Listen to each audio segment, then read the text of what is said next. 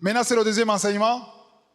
Ça concerne particulièrement ceux qui ont prié. Est-ce qu'il y a quelqu'un qui a prié une fois et n'a pas senti quelque chose? Bien sûr, je suis le seul. Vous aussi? C'est arrivé que vous priez et qu'il n'y a pas de réaction, pas de vision, pas de songe, pas de signe d'attention, alors que tu as prié au nom de Dieu. Au nom de Jésus, tu as la foi, mais ça ne marche pas. Tu as prié, tu es un enfant de Dieu et ça ne marche pas. Et souvent, quand ça ne marche pas, tu penses à quoi? Qu'est-ce que j'ai péché? Qu'est-ce que j'ai fait contre Dieu? Pourquoi ça marche pour les autres et ça ne marche pas pour moi? Pourquoi est-ce que Dieu ne réagit pas? Aujourd'hui, on va voir la stratégie qu'il faut. Comment il faut persévérer. Aujourd'hui, je vais parler de la persévérance. Avant, c'était la persévérance et maintenant, c'est la persévérance dans la prière et surtout la persévérance dans la foi. Tu ne peux pas persévérer dans la prière si tu ne persévères pas dans la foi. Tu as compris? Quelqu'un qui persévère dans la prière, ça veut dire qu'il a la foi. Amen. Si tu as la foi, tu persévères. Alléluia.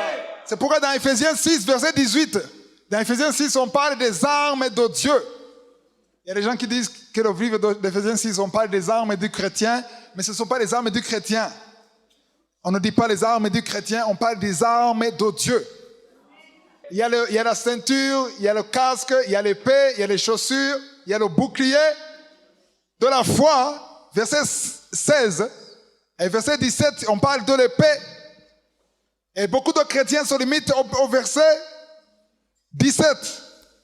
Mais les armes de Dieu ne s'arrêtent pas au verset 17. Je parle d'Éphésiens 6.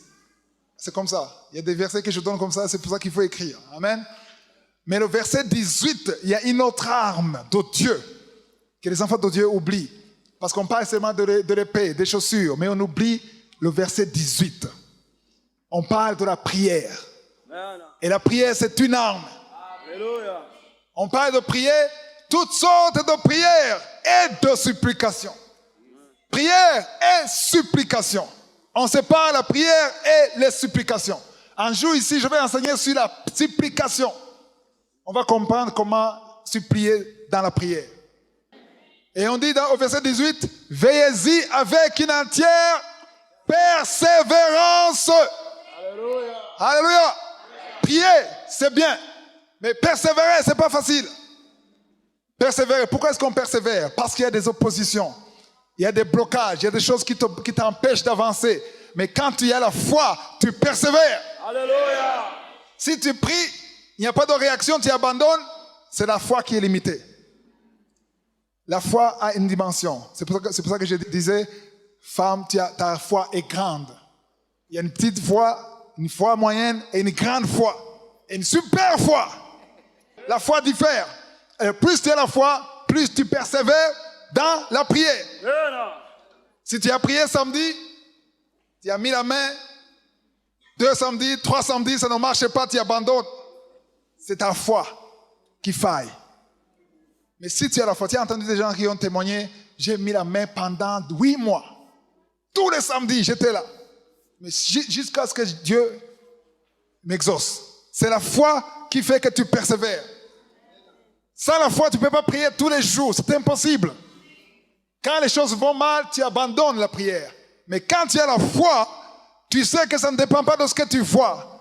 Ça dépend de ce que Dieu est capable de faire dans ta vie. S'il l'a dit, il le fera. Il parle et la chose